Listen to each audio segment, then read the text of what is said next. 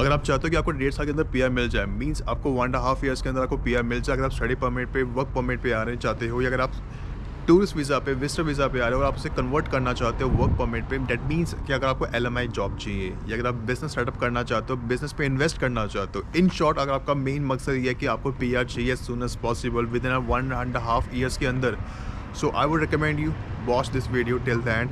And इसी video में आपको मैं कंपेयर करूँगा एंड इसके प्रो एंड कॉन्स बताऊँगा कि which province you have to choose. And मैं इस वीडियो में बात करूँगा New Brunswick and Nova Scotia के regarding. And you have to understand by yourself कि कौन से प्रोविंस को आपको चूज़ करना चाहिए अगर आप स्टडी परमिट पे आ रहे हैं, एलएमआई पे आ रहे हैं, तो और अगर आप बिजनेस वीज़ा पे आना चाहते हैं और आपका मेन मकसद है कि आपको पीआर चाहिए एज सून एज पॉसिबल। ये वीडियो स्पेशली उनके लिए ज़रूर है जो एलएमआई पे और स्टडी परमिट पे आना चाहते हैं, बिकॉज जितने भी स्टूडेंट्स, जितने भी बच्चे इंटरनेशनल स्टूडेंट्स हैं, डजंट मैटर किस कंट्री से बिलोंग करते हो, वो आते तो है पढ़ने यहाँ पे। सबका मेन मकसद यही है कि उनको पीआर चाहिए soon as possible, no doubt on it. But वो आते हैं ओंटारियो प्रोविंस में, क्यूबेक प्रोविंस में, ब्रिटिश कोलंबिया प्रोविंस में, जहाँ पे आपको अपॉर्चुनिटी शायद मिल जाए और ना भी मिले, लेकिन वहाँ पे आपको पीआर मिलना बहुत मुश्किल है, बिकॉज वहाँ पे सीआर स्कोर, पीआर पीएनपी में पॉइंट्स बहुत ज़्यादा जा रहे हैं। तो it's very difficult to get a PR as soon as possible, और माइट बी नॉट। अगर आप स्किल्ड लेबर हो, आप इंजीनियर हो, लॉयर हो, डॉक्टर हो, आप साइंटिस्ट हो, तो आपको मिल जाएगा ओंटारियो, क्यूबेक में या ब्रिटिश कोलंबिया में। अगर इसमें नहीं हो तो it might B very difficult, और ज़रूरी नहीं है कि आपको पीआर मिले ही, बिकॉज वहाँ पे इतना स्कोर नहीं बन रहा। सो बच्चे वहाँ पे पढ़ाई करते और डिफरेंट प्रोविंस में मूव हो जाते हैं। तो आई would recommend you, advice you कि फ्रॉम द डे वन ऐसे प्रोविंस को चूज़ करो जहाँ पे पीआर मिलना बहुत ईजी है और आपको वहाँ पे आराम से अपॉर्चुनिटी मिल जाए। सो मैं कंपेयर करूँगा नोवा स्कोशिया, न्यू ब्रंसविक को। You have to understand by yourself कि कौन से प्रोविंस को आपको चूज़ करना चाहिए एंड कौन सा प्रोविंस आपके लिए बेटर है। और before moving forward, learn skills as much as you can. And if you new to my channel को सपोर्ट ज़रूर करना बाय सब्सक्राइबिंग इट। एंड आपके माइंड में कोई भी क्वेश्चन हो किसी भी चीज़ के किसी भी चीज़ के रिगार्डिंग, तो कमेंट सेक्शन पे ज़रूर कमेंट करना, I will definitely reply you. देखो यार, वैसे तो दोनों प्रोविंस ही बढ़िया है in terms of PR, in terms of opportunities, क्योंकि दोनों प्रोविंस में काफ़ी सिमिलैरिटीज़ है। एंड दोनों प्रोविंस ही अटलांटिक प्रोविंस है। अटलांटिक में 4 प्रोविंस आते हैं, new फाउंडलैंड, Labrador, Nova Scotia, New Brunswick and Prince Edward island. And दोनों प्रोविंस ही मैरीटाइम प्रोविंस है। बाकी ऑलमोस्ट सिमिलैरिटीज़ काफ़ी है। सो मैं एक एक करके बात करता हूँ। एंड अगर आपके माइंड में कोई क्वेश्चन हो और कोई पॉइंट मुझसे मिस हो जाए, आपको कुछ पॉइंट पूछना हो, तो कमेंट सेक्शन में ज़रूर कमेंट करना। तो सीधा बात करता हूँ पीआर के रिगार्डिंग। तो पीआर दोनों प्रोविंस में काफ़ी इजी है। अगर आप स्टडी परमिट पे आ रहे हैं, एलएमआई पे आ रहे हैं, तो पहले बात करता हूँ स्टडी परमिट के रिगार्डिंग। अगर आप स्टडी परमिट पे आ रहे हैं, आप कोई भी कोर्स लेते हैं 1 ईयर का, चाहे वो सर्टिफिकेट हो, डिप्लोमा हो, you are automatically eligible for the PNP program, मतलब प्रोविंशियल नॉमिनेशन प्रोग्राम। अगर आप न्यू ब्रंसविक में आ रहे हो तो एनपीपीएनपी, अगर आप नोवा स्कोशिया में आ रहे हो तो एनएसपीएनपी। तो it's very easy to get a PR in both the province, क्योंकि आपके पास ज़ीरो एक्सपीरियंस होगा और आपके पास 1 ईयर की आपने कोर्स किया होगा, एजुकेशन ली होगी, आप ऑटोमेटिकली एलिजिबल हो जाओगे, पीएनपी में फ़ाइल लगा सकते हो। विद इन 4 to 5 मंथ्स आपको पीआर मिल जाएगा। It's very easy. Other province की तरह नहीं कि आपको वहाँ पे 6 मंथ्स का, 1 ईयर का एक्सपीरियंस चाहिए होगा। दूसरी चीज़, तो अगर मैं बात करूँ टैक्स सिस्टम के रिगार्डिंग, तो कनाडा में 2 तरह के टैक्स होते हैं। एक होता है जीएसटी, एक होता है पीएसटी। जीएसटी मतलब गुड्स एंड सर्विस टैक्स, जो हर जगह कॉमन है, हर प्रोविंस में कॉमन है। कनाडा में 10 प्रोविंस है, 3 टेरिटरीज है, हर जगह 5% टैक्स ही है जीएसटी। और एक होता है प्रोविंशियल टैक्स, पीएसटी। अब हर प्रोविंस का अपना अपना भी टैक्स होता है। फॉर एग्जांपल न्यू ब्रंसविक का, नोवा स्कोशिया का, दोनों का ही प्रोविंशियल टैक्स 10% है। Alberta, Yukon and North Western Territories is the only province and the only territories in Canada जहाँ पे प्रोविंशियल टैक्स 0 है। अगर आप कोई कॉमोडिटी पे हो, कुछ बाई करते हो, कुछ सर्विस बाई करते हो, यू डोंट हैव टू पे प्रोविंशियल टैक्स, और यू डोंट हैव टू पे any kind of tax on the Alberta, Yukon and Northwestern Territories. But if I talk about the New Brunswick, Nova Scotia, दोनों में आपका GST PST लगेगा। Means overall आपका 15% लगेगा, आप कोई भी कमोडिटी बाय करते हो तो, या कोई भी सर्विस आप लेते हो तो। अब बात करते हैं रेंट अकोमोडेशन प्रॉपर्टीज़ के रिगार्डिंग। तो कनाडा में रेंट तो अभी वैसे एक्सपेंसिव है, डजंट मैटर किस प्रोविंस में, डजंट मैटर किस सिटी में रहते हो, लेकिन इतना एक्सपेंसिव भी नहीं है। वो डिपेंड करता है प्रोविंस टू प्रोविंस और डिपेंड करता है सिटी टू सिटी आप कहाँ पे रह रहे हो। लेकिन अगर आपको नोवा स्कोशिया और न्यू ब्रंसविक के रिगार्डिंग कहो, तो अभी नोवा स्कोशिया और न्यू ब्रंसविक में प्रॉपर्टीज़ के रेट काफ़ी हाई है और रेंट भी काफ़ी हाई है। फॉर एग्जाम्पल, अगर आप एक प्राइवेट रूम लेते हो तो आपको $600 साढ़े $600 का पड़ेगा।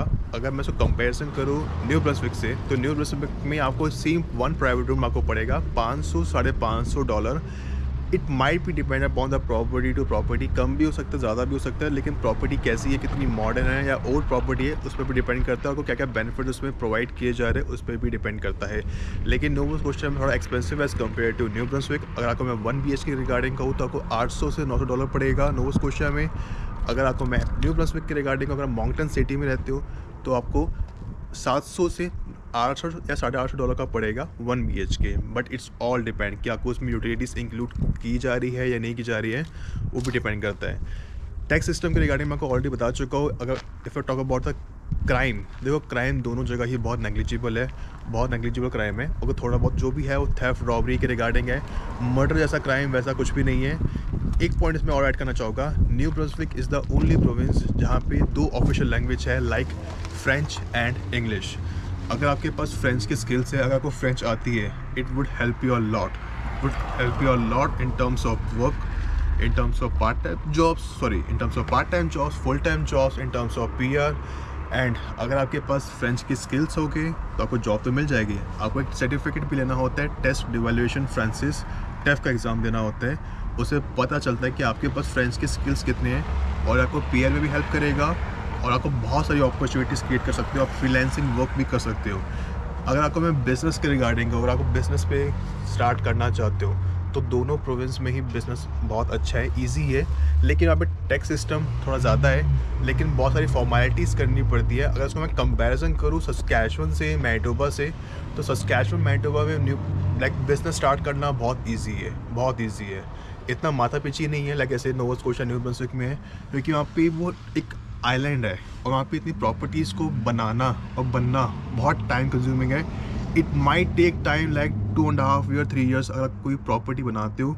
तो बहुत जॉब अपॉर्चुनिटीज़ के रिगार्डिंग तो कनाडा में इतनी अपॉर्चुनिटीज़ तो नहीं है, पहले मैं बता दूँ। मैं करंट सिचुएशन में इतनी अपॉर्चुनिटीज़ नहीं है, बहुत लिमिटेड जॉब है। और नोवा स्कॉशिया न्यू ब्रंसविक में भी इतनी अपॉर्चुनिटीज़, इतनी जॉब्स नहीं है। अगर आप सोचो कि मैं यहाँ पे आ जाऊँ, मेरे पास कोई स्किल्स नहीं है, मैं को ना नॉलेज है, सिर्फ मैं आके मेरे को आराम से जॉब मिल जाएगी किसी स्टोर पे, किसी वॉलमार्ट पे, कॉस्को में, किसी रिटेल चेन में, या कोई वैसी जॉब मिल जाए कस्टमर केयर की, स्किल्स की, मार्केटिंग की, इट्स डिफ़िकल्ट।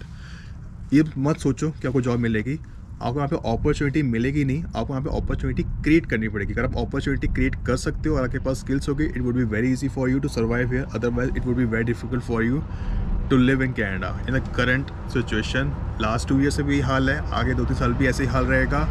आपको जॉब मिल जाती है, बहुत अच्छी बात है, बट ये सारी चीज़ डिपेंड करती है province to province, city to city. अगर मैं नोवा स्कॉशिया न्यू ब्रंसविक के रिगार्डिंग कहूँ तो बहुत लिमिटेड अपॉर्चुनिटीज़ है, बहुत डाइवर्स अपॉर्चुनिटीज़ नहीं है, बहुत डाइवर्स इंडस्ट्रीज़ नहीं है, बहुत कम इंडस्ट्रीज़ है। अगर आप फूड इंडस्ट्री से, रिटेल इंडस्ट्री से, आप शेफ़ के रिगार्डिंग वर्क कर सकते हो। अगर आप टूरिज्म इंडस्ट्री से वर्क कर सकते हो तो आपको इसमें जॉब मिल जाती है, लेकिन टूरिज्म इंडस्ट्री वाली भी सीजनल है, लाइक हर टाइम नहीं चलती है।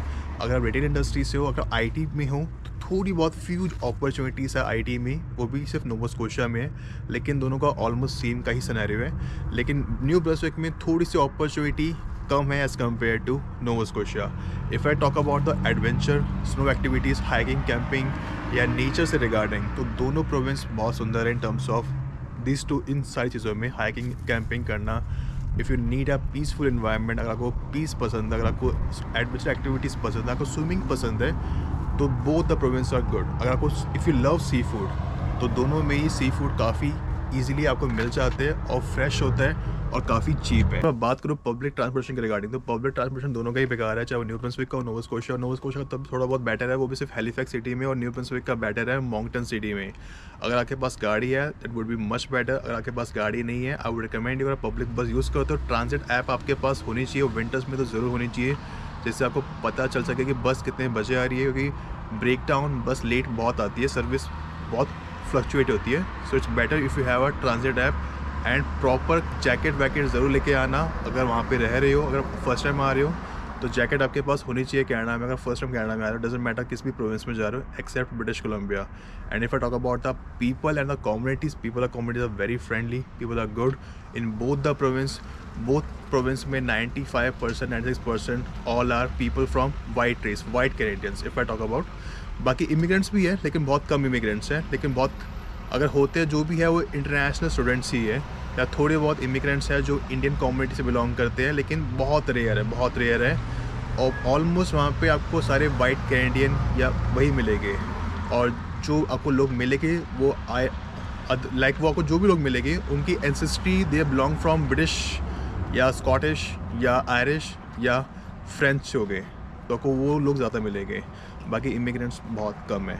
बाकी आखिरी में आपको एक चीज़ कहना चाहूँगा, वेदर काफ़ी हार्श होता है, दोनों प्रोविंस में वेदर काफ़ी हार्श है, लेकिन न्यू ब्रंसविक का वेदर थोड़ा ज़्यादा हार्श है क्योंकि वहाँ पे हेल स्टॉर्म्स, स्नो स्टॉर्म्स ये ज़्यादा आते हैं as compare to Nova Scotia. आते नोवा स्कोशिया में भी हैं लेकिन न्यू ब्रंसविक में ज़्यादा होते हैं।